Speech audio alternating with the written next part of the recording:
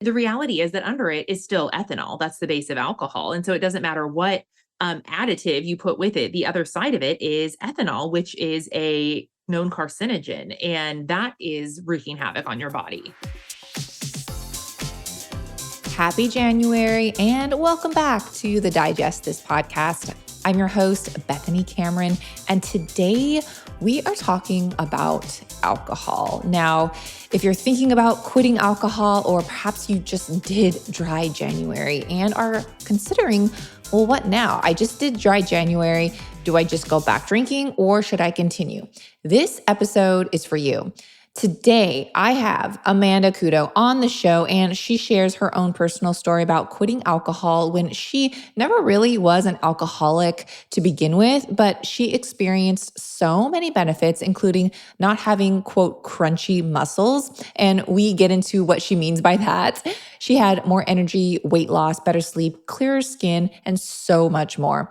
Amanda was only drinking socially on the weekends, but she still wasn't feeling well, which led her on her journey to cut out alcohol and experience physical and emotional freedom, and how you can too. Even if you yourself don't drink, I'm sure you know someone that does.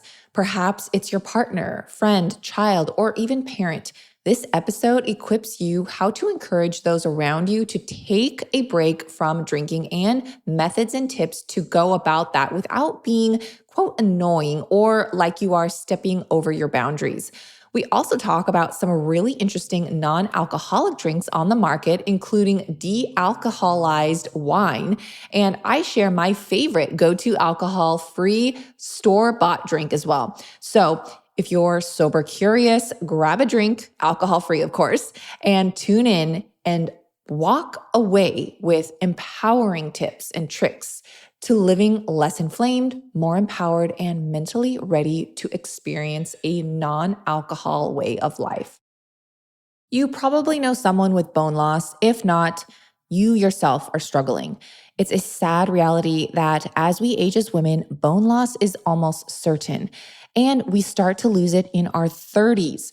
Good news, however, is that there are ways to help prevent it by resistance training, eating a whole food diet high in protein, keeping our cortisol in check, and supplementing with the right stuff such as Shilajit.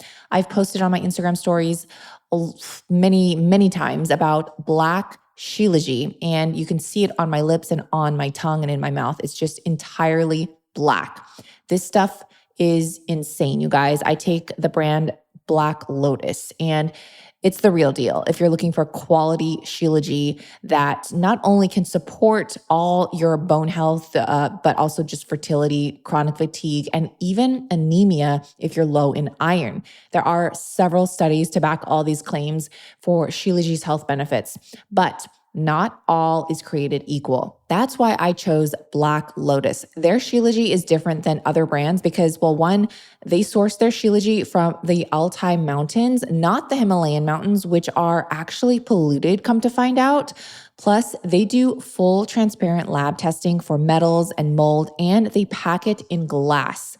By them, not a third party. So they have full control over the quality control and don't leave their products in the hands of a third party. So many Shilajit companies out there are charging way too much for a low quality product. And since Black Lotus is a family-run business, they understand the importance of making things affordable while not compromising on quality. I have been taking Black Lotus's Shilajit tablets for the past 4 months at least, just one under my tongue each morning. And let me tell you, it tastes disgusting. I'm not going to even sugarcoat it, though I wish I could, literally. It's not the best tasting. However, I have actually gotten used to it, and the tablets make it super easy. You don't even have to let it sit under your tongue if you don't want to. You can just swallow it like a pill. They also offer pure Shilajit resin and a tincture, and they have a Shilajit honey, which makes the honey absolutely black. So if you want to try Black Lotus Shilajit, I have a code you can use, which will get you 15% off your entire order. Just use code DIGEST at checkout. Go to blacklotusshilajit.com, and that's spelled SHILAJIT, and use code DIGEST. I will also put that link in today's show notes so you can go there with one easy tap.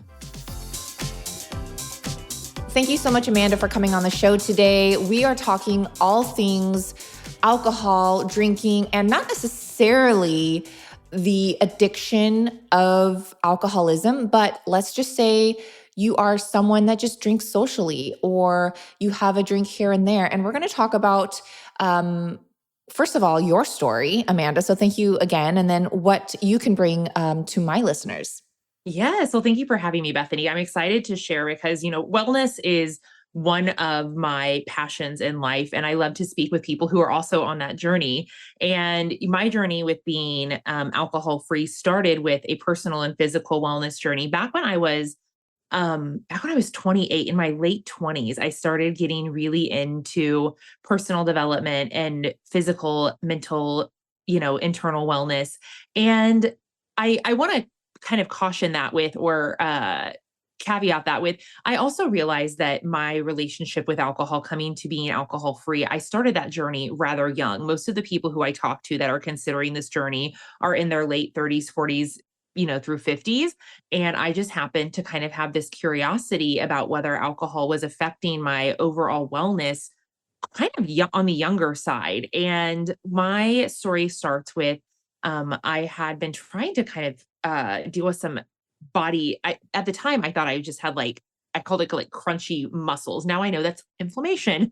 And so I had started seeing this massage therapist, and he was this really groovy old Native American guy. And he started to introduce me to some spiritual wellness and health tools. And I went on this kick where I was doing all of the things. I was meditating. I was doing yoga and weightlifting. I was doing, at that time, my Fitness Pal was the big thing in terms of watching your nutrition, doing all the things, but only really seeing marginal moves of the needle.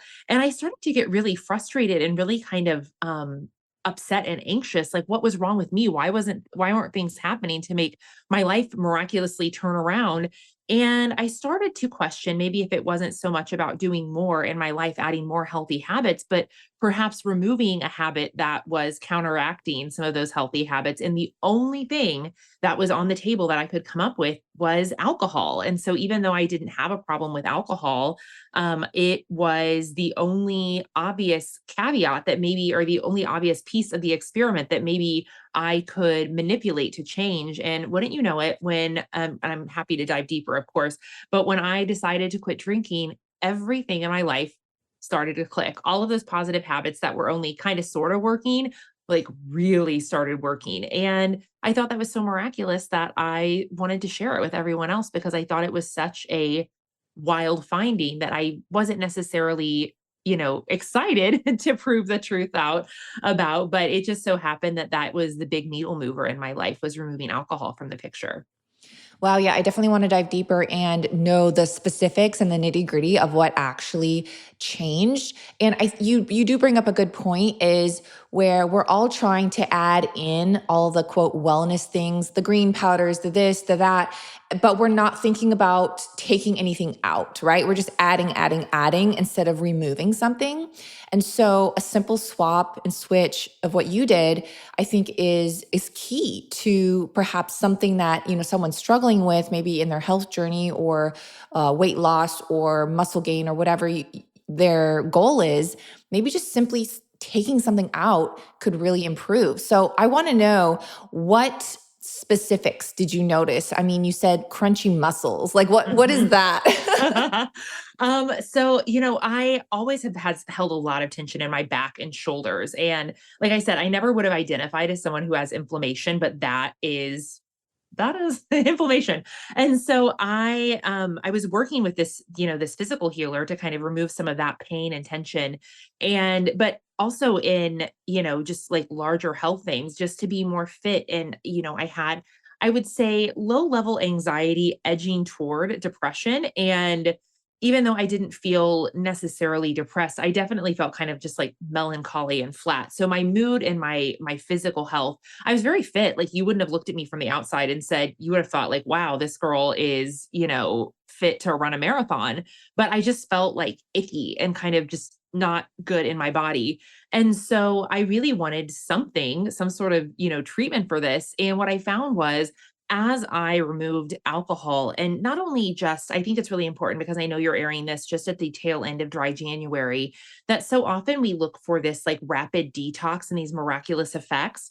And I was thinking, I know alcohol is something that I want to remove, but as I got to the end of that 30-day period, because I hadn't seen this miraculous transformation that I was honestly kind of hoping for, even though it's a lot to ask for, Bethany, right? Like you've been drinking. At that point, I had been drinking for a decade. I thought that removing this toxin from my body for 30 days, all of a sudden it was going to be doves and rainbows. You And know I what? think, oh, I yeah, hate to interrupt, but I want to get more into how much were you drinking? I think that's a yeah. good thing to know. Like, were you drinking on the weekends, Mhm. once every night? Like, what was, your regimen, I guess? Yeah, I was drinking only on the weekends. And Okay. so even though sometimes in excess, I will tell you, I looked at all of the markers of, do I have a problem with this? Is this something I should really be worried about? It wasn't outside of the realm of what they were saying at the time was a normal casual relationship with alcohol. So sometimes it was on the higher end, but for the most part, a pretty moderate relationship with alcohol, even though it was all packaged into a few days of Hmm. time. Was it like two drinks a night, 5, 10? Mhm. Sometimes, oh gosh, if I got to 10, that would be a a very, very rough night. I'm not saying it didn't happen, but I would say, yeah, somewhere in that 2 to 5 range probably, and really being mindful of eating well around it, trying to stay hydrated, doing all of the things that we were told at the time were going to make it easier on your body to process this toxin, and if I'm being honest, none of it worked. None of it really worked, and so I didn't associate any of the quote unquote pain I was feeling with alcohol. And I can't say that it was necessarily related to alcohol, but what I can tell you is that alcohol wasn't helping me to heal in the way that my body was capable of. It was preventing it because when you're drinking alcohol, your body is focusing all of its healing and regenerative energy on processing the alcohol versus doing the things that it needs to do to actually heal and maintain your body's health. Yeah, no, I think it's something like the analogy of I laugh when I see, oh, I'm just gonna make something up, but I see this all the time where it's like, oh, if McDonald's they start promoting like we have probiotic milkshakes, like Mhm. if they're adding probiotics to the milkshake, everyone thinks, oh, this is good for me. Where it's not really doing anything. The milkshake is the same. The ingredients are the same. They're just adding a little sprinkle of something, but it's all Uh-huh. marketing. And I Yes. see that in the whole drinking aspect. Yes, absolutely. And there's, during this time, so this was about 10 years ago, there's all of these things about how red wine is good for your heart. And, there were all of these, it was like right at the height of the gluten-free movement. So people were talking about how vodka was gluten-free and organic wine was I mean, these are real things that my young 20-year-old brain was like, oh yeah, I'll just drink the gluten-free vodka, no big deal. And the reality is that under it is still ethanol. That's the base of alcohol. And so it doesn't matter what additive you put with it. The other side of it is ethanol, which is a known carcinogen, and that is wreaking havoc on your body. Okay, yeah. I mean, that was another question that I had, so I might as well just bring it up because there are, a few health claims about like red wine, or I've actually heard that alcohol can help kill off parasites. I'm not sure if Mm, you've heard that before, particularly vodka or maybe any, alcohol. If you yeah. have a parasite, that's why they say to drink like sake with your sushi because it helps if there is parasites in the sushi, you drink the sake and it Ah. kills it. So I was just curious if you've ever heard of that I've loosely heard the parasite piece. Just to be clear, I'm not a doctor or medical professional, but this is something I've researched in depth. I've loosely heard the parasite piece, and I cannot speak to that. But what I can speak to is for all of the other, antioxidants and heart healthy things that, yes, there are those things in red wine and some other alcohols, but you can get the same amount of those things, antioxidants, whatever it is you're looking for as a magic substance in like a handful of blueberries that does not also have yeah, ethanol yeah. as It's the like base. it's not like It your only option. Yes, exactly. And it's definitely the negatives cancel out any potential health benefits, which are very small in comparison to the negatives. And that's really hard to hear because it is such a social an emotional crutch that people have, myself being one of them. It was really hard for me to hear that maybe that this habit that was very, very innocent to me was doing more harm than good. Yeah. So what other things did you notice? Did you notice like more energy, clearer skin? Did you lose weight? Like what things shifted just from taking out alcohol? Yeah, all of the above, all of the above. And I think that where I was going with the last kind of tangent I went on with the 30 days for dry Oh, January yeah. is I really wanted all of those things to happen like at the snap of a finger. And the reality was my body needed some time to detox. So I want to be clear that a lot of people have probably heard these fantastical marketing claims of you're going to have clear skin, better sleep. All of those things will come, but they did not happen for me in really obvious ways in the first 30 days. And the thing about that is that it was a little frustrating to me. I'm like, well, why am I going to keep doing this then if I'm not like all of a sudden this glowing goddess that I was assuming I would become? But something told me to stick with it. Something told me that this wasn't an accurate measurement of what it would be like. And so as I got further and further away from alcohol, I would say really it took me 90 days to start seeing tremendous effects. Immediately, though, I had more energy and I had more time. So I was going to the gym at that point.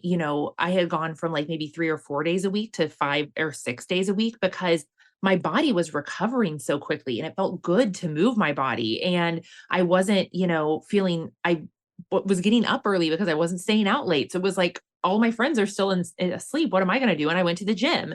And so there were kind of like these habits that stacked on top of being alcohol free that lent to, yes, I lost weight. Yes, I gained muscle because I was going to the gym and recovering more quickly and my workouts were more effective. And the food that I was eating was better because I wasn't going to Taco Bell one night, in the Right. weekend and really just overindulging or having hangover food a couple weekends a day. And all of my habits just started to improve because I stopped indulging in this one habit that was really drastically changing me for lack of a better word. So yes, my sleep improved. And unfortunately I wear an Aura ring now. But both Aura and Whoop, the two like I guess most popular wearables have some pretty tremendous sleep data over the past couple of years about how your sleep improves when you don't have alcohol in your system. Sleep, better skin. I think the big thing though is my mood. I didn't realize how kind of melancholy I was and how pessimistic, I guess I would say I was overall a lot of the time because I had kind of gotten used to that as my baseline. And, I think that when you're talking about gut health and digestion, that's also our center for where a lot of our mood comes from. And so because I was really taking care of my body in a different way, I was really surprised to see how much my mood elevated and how much more energy and clarity and just positive outlook for life I had. And I think that was the biggest thing. Yes, all of those other kind of outside physical things, but the real transformation was the inner piece where I just felt better. Yeah. One simple change has a domino effect, like you were saying, just removing alcohol. And then you had a better mood, which made you go to the gym, sleep better, like all of the things. And it was just because it was a domino effect. And may I add too that stopping to drink alcohol saves you so much money. Like it Yes. is expensive. Mhm. And granted, I've never been one to like go out to the bar. I didn't grow up in a home where my parents drank. Not They didn't even drink wine. And so when I turned of age, of course I dabbled into it and had a few drinks, but I didn't even like made that a lifestyle. And till this day, I may have a glass of wine like once a year, if that. It doesn't appeal to me, but I do know it's expensive. And I Mhm. believe like even when the pandemic hit, correct me if I'm wrong, but they said that alcohol sales just went up like through the roof just because people couldn't cope. And it's like, dude, you're wasting so much money. I do have some questions. So let's just say people listening they're not really drinking. They're not the people that drink alcohol, but maybe their husband is, or their partner, or maybe their father or their mother. And like, what do you have as far as tips to help someone for their husband, for example? How can you encourage someone, or what are some really good tips to encourage someone's partner to stop drinking without, I don't know, for lack of a better word, like being offensive, you know? Yeah. Well, and that's a very touchy subject because there's some, on one aspect, if you're watching someone, I have several clients and some pretty close friends who have partners who are battling something health-wise, and they're very resistant to give up a habit that I know and they know is really keeping them stuck. And alcohol, if you're battling anything health-wise, I work with a lot of people with immunodeficiency, gut health issues, these types of things that alcohol is absolutely counteracting any sort of healing you're doing. So it's like you're taking 2 steps forward, 3 steps back. And in that aspect, I know it can be so frustrating to watch someone you love struggle with their mental, physical, emotional, whatever health, and know that they're indulging in this habit that's really keeping them stuck. And then there's the other end of the spectrum. Well, there's, I guess, 2 other ends of the spectrum where someone's just a social drinker and maybe you'd like to see them drink a little bit less, or the other end, which I think that if they're experiencing addiction, that can be the really hard one, because the reality is no matter which stage you look at, people don't change unless they want to change, and you forcing or trying to preach at them is almost always going to make them pull back. It's a very rare case when you introduce information to someone and they're like, oh yeah, babe, absolutely, like I want to change that habit. And I think that you have to be really delicate and know your partner and know, or your loved one, and know their learning style, because at the end of the day, people only change when they want to. And especially with a habit that people lean on, like alcohol, it can be very triggering when you suggest or recommend to them that they take a step back or reconsider it. And so I think that, even just saying, hey, I just heard the most interesting podcast, it's on something that's a little controversial. Would you be open to me sending it to you? I think that asking for permission to share a resource versus just going on a rant is probably the most productive thing that you can do for that person, because then they have the option to say yes or no, and you just have to be good with that no matter what they say, even if even if you sense this habit change could be really transformational for them. Yeah, that's a great tip, to really just share something where someone else is speaking about it versus having you.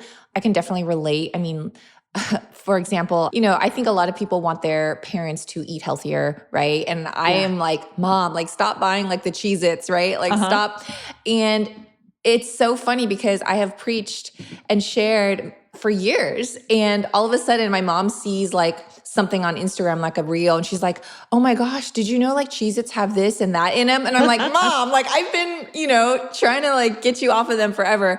And sometimes it just takes someone else Yes. to express that, and so sometimes it's like, okay, you just kind of have to surrender and like share other people's posts and information, and whatever works, really. Yeah. Well, and I think that was the thing that was coming up for me, is that don't be surprised if you dangle the carrot and they ignore the carrot, but then take it from someone else that says almost the exact same thing. This is what I see happening so frequently, is that, you'll share it with a loved one and they're like, oh yeah, whatever. No, it's not that, I'm really not interested in that. And then they'll find it from another resource. But the important thing is that, you gently opened up their eyes to the possibility, even if they pretended they didn't hear it from you. It's like they've allowed it into their existence and it's going to find their way to them some other way. So who cares if it was you who got them to make the change, or some creator on Instagram that inspired them at some point? Like, you've introduced that idea to them, and I kind of like to call it like the cosmic algorithm has presented it again, and they decided to pick it up this time. Sometimes you need to hear something, they say in persuasion. And I think it's even more now that we're so overexposed to information, that it used to be 7 times you need to hear something before you're persuaded to consider it. And so you've just started the ball rolling, and just be happy about that you've introduced it, and then be patient. And that's the hardest part when you love someone, is being patient. Yes, for sure. Now, I want to also bring up the topic of, let's just say someone listening does drink, like just casually, socially on the weekends, but they don't want to give up the social pressure. Because I know there's a lot of social pressure now, especially in the workforce. You want to fit in. Maybe your coworkers are going out after work, and you're trying to make friends. Maybe you're in a new environment, a new city, and you're really trying to make some friendships. What are some tips to still be social but not drink. Obviously, there's non-alcoholic drinks, but I think the question I'm really asking is, how do you verbally express to people that you don't drink? Mm. I think this is such an important piece because if you don't practice, inevitably, you'll kind of have this moment of verbal vomit where you're over explaining what you're up to. And the reality is that people need to hear less about what it is you're up to. It can be a very clean and simple thing that you share with them. I think that there's some experiences where you don't have to share at all. You might be surprised at how little people notice what you are or are not doing. And I think that using your own discernment of when you share and when you don't is very important.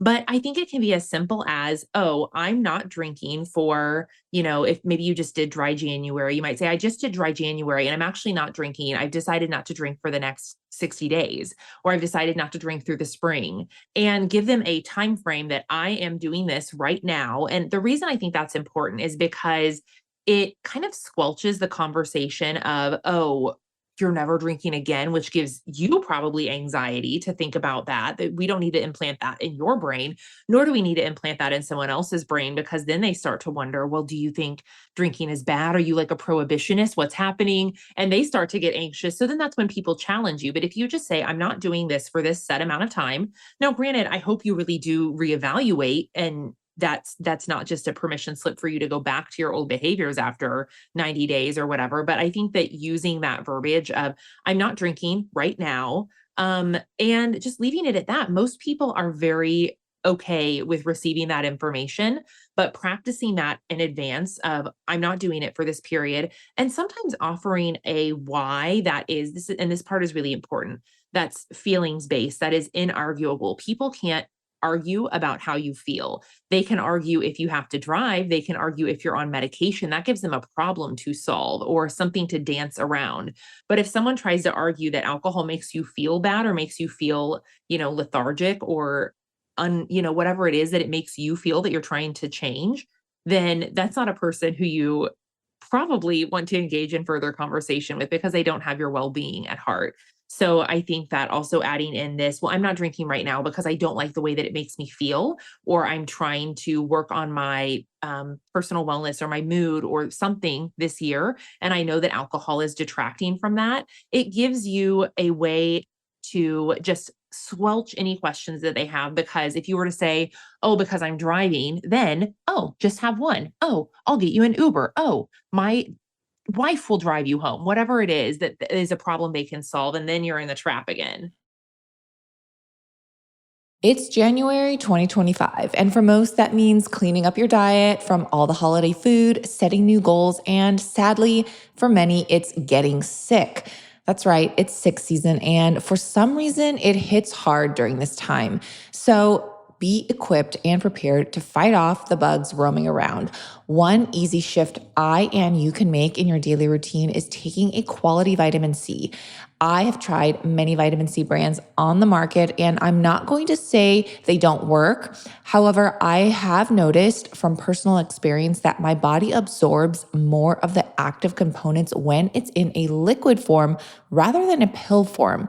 I think my body just breaks it down and absorbs it more efficiently when it's a liposomal vitamin C. That's why I'm so excited to share about Peak T's liposomal vitamin C. This is not only packed with 1,000 milligrams of vitamin C, but also organic elderberry, which we all know contains an immune boosting compound. In fact, a study in the NIH reported that supplementing with elderberry reduced cold duration and symptoms in air travelers.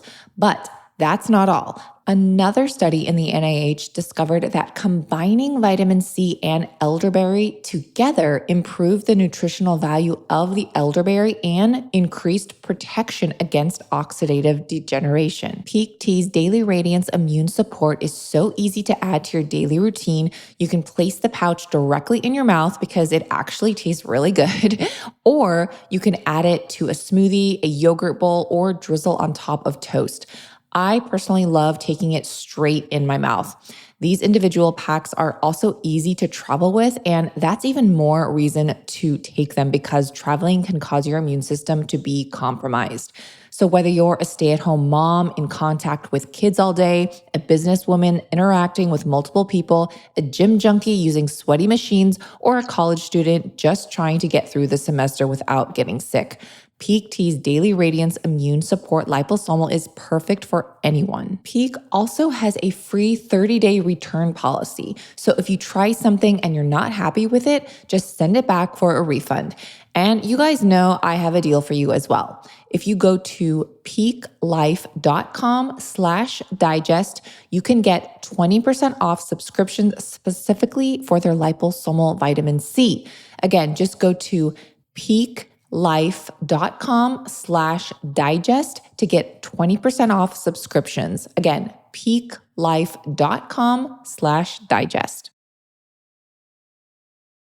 Oh, that is such a great tip because I feel that a lot of people are like that. And if you are, let's just say you did dry January, and like you just said, just say, look, I actually just did dry January and I have felt so amazing. I am curious to see what the next month brings. You right? So people are like, "Oh, you actually feel better, so you want to continue this?" Okay, good for you. That's a great point. And I think too, just with other things, like let's just say, I don't know, you're going to like a burger joint and you order a burger without the bun. People are like, "Oh, why are you ordering it without the bun? Like, are you on a diet? Like, blah, blah, blah." And they talk down to you. But if you have like a medical condition, you're like, "Oh, well, I'm celiac. I can't eat bread." And they're like, "Oh, okay, cool. Order without the bun." You know what I mean? It's so weird how people think. Yes, and sometimes so weird what people choose to say aloud. And sometimes it's just them voicing a curiosity or trying to fill space. And I think it's so rarely about you, but sometimes people will say stuff that's not the best bedside manner. And you coming up with a script in advance just kind of takes those options off the table to where it lessens the probability that someone will say something that's awkward and unnecessary. Yeah, for sure. Now, what about a parent that has a child and let's just say the parent drinks wine every, so often. What is your advice, if any, when you do drink wine just on occasion, but you have children in the home? Should you not drink in front of them? Do you think it matters? Because, they're going to grow up in that environment. Maybe it's not an abusive, alcoholic environment, but they still have the alcohol in the home. Do you think the percentage is higher for when that child grows up that they're going to start drinking? I think that drinking really is a rite of passage, and I personally don't regret the years that I spent having a relationship with alcohol. I think that those were very, very like formative experiences, even though some not so great things happen as a result of drinking, but that's very much representative of your college years and being a young adult. So I think that the really important thing is that you talk about it and help them to understand what their choices are and that you don't have to overindulge or drink forever. And I think that really just equipping them with the skills to deal with social pressure, social anxiety, and emotional feelings that come up are the best things that you can do, because what I find is that no matter what type of household you grew up in, you have the probability for having an uncomfortable relationship with alcohol if you do not have the emotional coping skills you need to get through life. So whether your parents were alcoholics, whether they drank very little, whether they drank on a regular basis, no matter what those situations are, I work with women because I ask them this question when I intake all of my clients, like, what was your relationship with alcohol, or what was your parents' relationship with alcohol growing up? It's across the board. But the thing that is consistent is that they were not given proper emotional coping skills, that they often were, parentified young children who were rewarded for being very, very mature and taking on responsibility. So I think that if you're a parent, based on what I have seen, what I would recognize is how can you notice where you can offer your kids coping skills, helping them to talk about their emotions when they're feeling sad or angry or heartbroken instead of brushing it under the rug. How can you help them to have tools and resources to express themselves and work through those emotions? Because what will happen is, as young adults, when they're individuated from you and they don't have those skills, you know what their friends are going to do? their friends are probably not going to say, "Hey, let's do some meditation." Maybe they will. Maybe they'll have great friends, but they're probably not going to say, "Let's do some meditation," or "Let's talk about that feeling that you're having after your breakup." What they're going to do is they're going to hand your kid a beer or a vodka or whatever to heal their broken heart or to get through some stress or tough times. And so, if you can teach them the skills up front of how to deal with that, they're going to be better equipped when they get down the road. And that's the really important thing that I think will move the needle for anyone, rather than what you demonstrate with or without alcohol. It's what you demonstrate emotionally.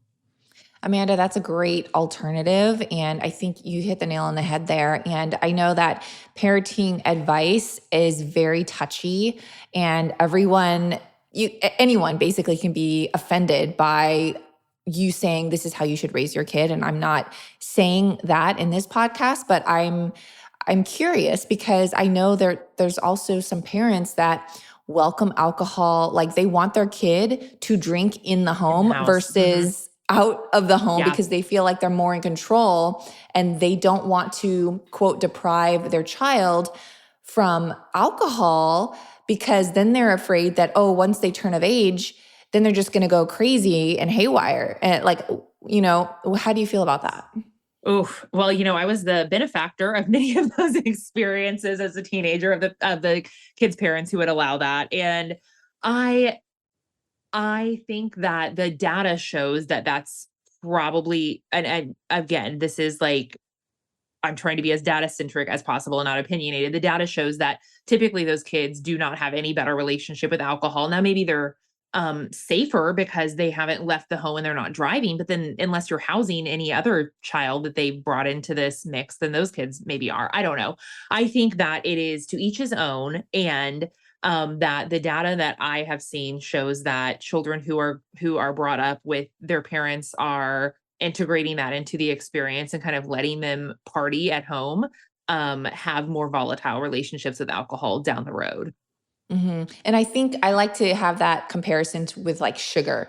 Like Hmm. I think that a parent, again, this is just my personal opinion. I'm not shaming anyone for how they parent their child, but I think that a parent who never gives their child any sugar, I think that child may grow up and they may actually have that, like go on like a sugar rampage, Binge. right? Yeah, yeah. However, I also believe that if you are giving your child candy every day, that's not good either. And then they're becoming addictive. They're going to have health issues. So I don't think that's healthy either. I think, again, I love your input. I think education around alcohol and talking with your child and like, here, look, this is what alcohol does to your body. You're going to feel like this. This is why I don't drink.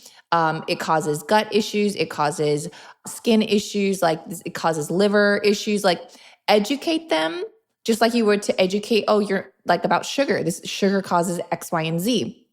And then they know that, like, even like in college, they're going to remember that conversation and be like, oh, my parent, my mom, my dad said this about alcohol. It's not good for you. They probably will drink anyways, but then they're going to be like, oh, dang, they were right, Yeah.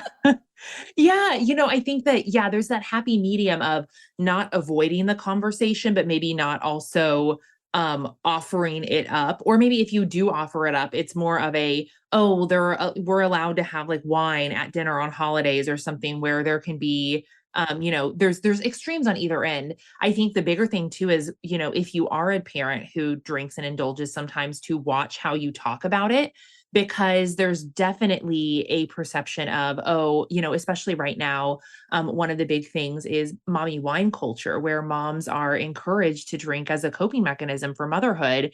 And I think that what you're saying, your kids are hearing. So if you're like, oh my gosh, I'm so stressed out, mommy needs a glass of wine, what they're hearing and imprinting in their brain is, stress equals go get wine, not stress equals emotional regulation.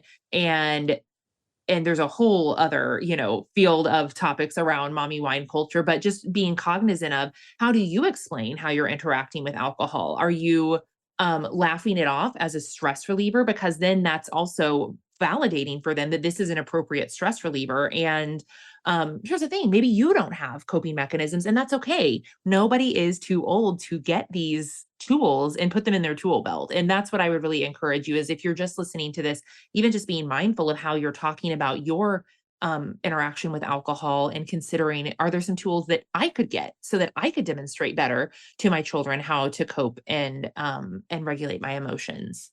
Yeah, I think leading by example is definitely key, and they're going to remember that. And I'm very thankful that my parents didn't have alcohol in the home.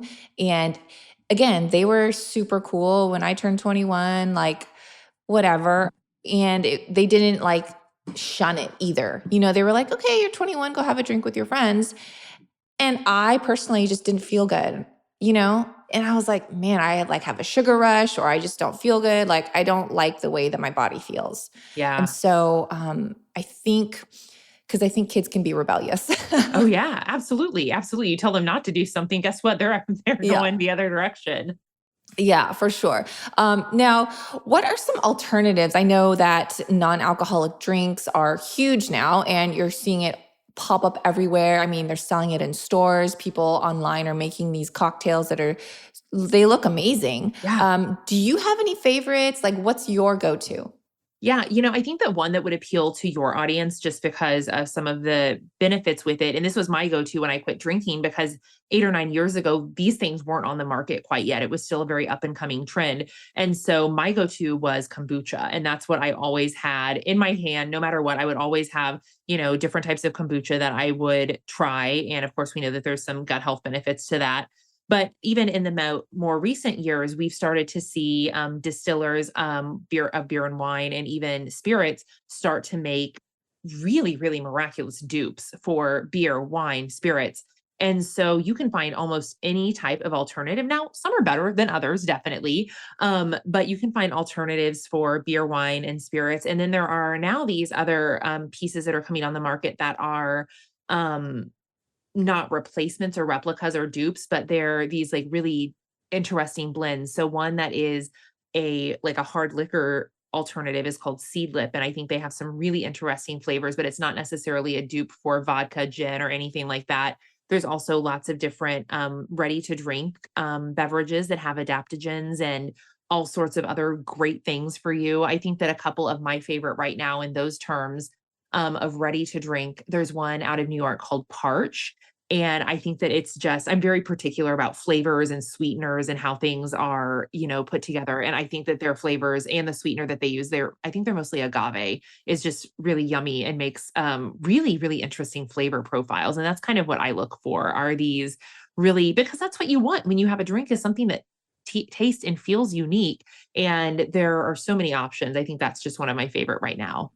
Yeah. Well, I'm not personally, I like Spindrift because they don't Ooh, add yes. natural flavors. They don't add sugar or anything like that. Just add like a squeeze of fruit. And I Yes. think that's like the cleanest I've ever found. It's just basically like a flavored soda. And it's great. I'm not a huge fan of kombucha just because it can cause yeast infections and yeast Mm, overgrowth in the body. sure. It's like another topic for another day. And I think too, when people really realize how alcohol is made. I mean, a lot is wheat based, Yeah. right? It's grains, and people have no idea. And you mentioned agave, like a lot of things are produced from agave. And so um, it's interesting how things are actually made when people dive in and do their research. And I mean, I'm sure that's probably one of the reasons why people don't feel good on alcohol in the first place, right? But there is something too. I was at the store and I saw a non-alcoholic wine. Have you seen that? Yeah. Yep. So there's a ton of, and it's really interesting actually. They're de-alcoholized, which means they're produced as an actual wine. And then I don't even know the names of the things that happen in the scientific process, but they remove the alcohol. So it's basically you're getting a wine that was fully produced and then they've removed the alcohol from the blend. And so now you have this thing that really, really tastes like what you were expecting, but you're not experiencing really a lot of the harmful effects.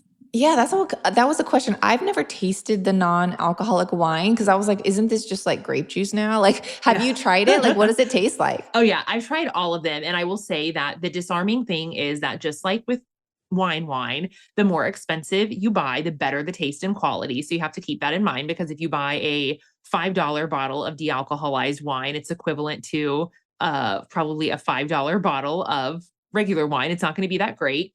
So you have to remember that this is a fully produced wine at some point. It's actually gone through more processing. And so it's likely to be more expensive. I think the whites and the sparkling have hit the nose on the head more for me.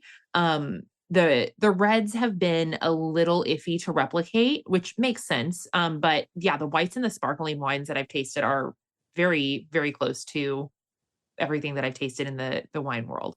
Okay. Yeah, I was just curious. Now I also have a question about the difference between men and women and how they metabolize alcohol differently, Mm-hmm. because I think this is a huge topic, kind of going back to this subject of like trying to get your husband to go off alcohol, and your husband or your spouse or partner may be like, well, I don't have that issue like you do, so I don't have a need to go off of it.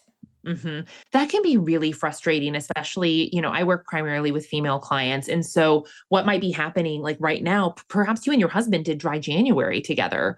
And I see so frequently where, the woman really wants to experience some weight loss and she is not moving the needle, and the husband is dropping weight and getting shredded. And it's so frustrating because you're doing the same things. Like a lot of times you're eating the same meals and you're doing the same workouts, or you've removed the same substance, and they'll watch their husband just drop weight like crazy. And that's because body composition. Yes, our bodies process alcohol very differently. Our fat to muscle ratio is completely different. And also, there's just different sensitivities that I see women have in terms of kind of their emotional wellness and anxiety that maybe men just aren't experiencing or just aren't attuned to, because they're not taught to be attuned to it. And so I see from an emotional aspect, a lot of times the alcohol is making the women very anxious, feeling just this sense of, it's described as like, and I felt it, I've done something wrong. I don't know what it is, but I feel like, I did something wrong last night. And not like I robbed a bank or I like slapped someone, but like, something feels off. And I've never heard really a man express that type of sentiment. And I don't know, again, if it's awareness or if it's something that alcohol does to women a little bit differently. And I honestly don't think I've ever heard of anyone study this, now that you've asked and I'm talking about it, but some way that it affects us in probably our emotional and gut brain, that it's just not hitting men the same. Yeah, for sure. And I think that, you know, trying to just educate your partner and being like, look, we're different. I'm a Yeah. male, or I'm a female, you're a male. And this is what I'm going through. And I think that if your partner really did care, I think that they would support you Yes. and do whatever you're doing. Hmm. And if they're not, you know what? Have that mindset of like, look, I'm going to prove them wrong. I'm going to show them how better I feel. I'm going to show them how better I look, whatever. And then lead by example. Then maybe they'll jump on the wagon. Or is it off the wagon? I don't Yeah. know. Yeah, on the wagon. And I Is it think that on the that's what I wagon? see. Yeah, I think that's what I see more often is that, listen, you have to do this for you, no matter what it is in your health and wellness journey. Absolutely, it would feel easier if your partner did it alongside of you. But at the end of the day, it's your health, it's your wellness, it's your life. And you have to be in control of that, even if it's not super convenient because you're doing something different than your partner. But what I see in healthy marriages and relationships is often the husband does come along for the ride, or at least drinking less, if not, quitting drinking altogether in a lot of my clients. But, I would hope that your partner would be encouraging of something that you want to do for your life, even if it's a little bit inconvenient, because this is maybe something you've done together in the past. I would really hope for anyone that that is the experience they get to have. Yeah. And, like I said, just for me, I typically just don't drink. My husband, he's very health conscious, but he does like a good beer or a Hmm. nice cider or something like that. And I'll just buy some stuff we like, or he likes some particular one from Trader Joe's. And Hmm. I've had a sip of it and it tastes like Martinelli's. Like it doesn't even taste like Uh-huh. alcohol. But again, at the end of the day, I think I just choose not to do it. And when it comes down to it, it goes back to the individual. Like you have to have that peace, and he could drink right in front of me and I'm not even tempted, right? It's like, whatever. So again, going back to the individual person, their own relationship and how they feel. And I think you have to experience the other side to know if you want to continue. Exactly. And I think that you have to give yourself a really true, good version of that experience. And so, kind of wrapping up, one of the things that I want to encourage is if you have done dry January and you have taken a break or even tried to moderate or drink less, what would it feel like? What would it look like if you took that experience another 60 days so that you have 90 days under your belt? And that for me is when I really start to see true changes start to happen. And that's what I want you to experience. Like, I want you to see what it would be like, and you'll never know if you don't try. Mm-hmm. Do you have any tips for those that may want to do this? About tracking, like maybe jotting down, having a journal of like, because sometimes we forget how we used to feel. Yes. Oh, and that's so when you're further away from the pain, it's so easy to forget what that pain was precisely. And so I have a couple of tips. First of all, anyone who would like to do, I have a 21-day challenge that corresponds with my book, Unbottled Potential. Usually I ask for a book receipt to prove that you purchased the book so that you're going along with it. I'll give it away to your listeners for free. You can go to amandakudo.com/challenge and put in Bethany as the coupon code, and it'll unlock it for you. And I have a huge library of different introspective activities that you can do as you go along. I think that piece is really important. And then I'm really big into analog tracking and journaling. And so I think that the other piece that really helped me early on is that when I was tracking not only the mental part of it to wrap my head around it, I was tracking on a calendar physically. I didn't use an app. I actually still have this dry erase calendar that I use where every day I would write 1 day, 2 days, 3 days. And there was something cathartic about it for me to see that progress and to know that I was getting to go write my number on the calendar, and that I was journaling about it in pen and paper. And that really helped me process and also stay accountable to myself. There was just something very cathartic about that. Wow. Yeah. And thank you. You said if they go to your website and your book is Unbottled Potential. Yes, my book is Unbottled Potential. It'll have everything about it on that challenge page. So if you go to amandakudo.com/challenge, you'll get information about the book, which is a just really, really positively forward-focused look at what your life could look like without alcohol in the picture. And then I offer that challenge where I lead you through 21 days of introspective questions to ask yourself about your relationship with alcohol so that you can understand where it's held you back and how your life might be better without it in the picture.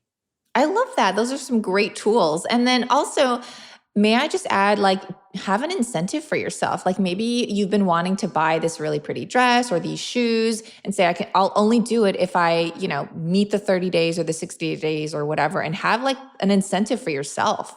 Yeah. And even, I've had clients who have gone a step further and they will Venmo their best friend, the whatever dollars for that and say, if I don't make this goal, donate it to this charity or something. So it's either you help me buy this bag that I want, or you donate the money at the end of the time. And I think that's next level. So if you want to get crazy, not crazy, I think that that's just great accountability if you feel up for it.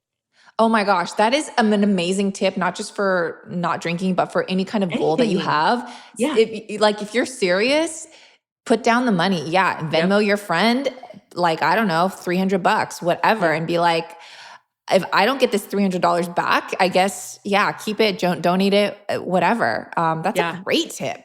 Yeah. Yeah. I thought about doing that for my clients before, but I'm like, that feels like there's a loop. So we'll just send it to your best friend for right now. Yeah, for sure. Oh my gosh. That's so helpful on so many levels for any goal that anyone has. So I may use that for something in the future.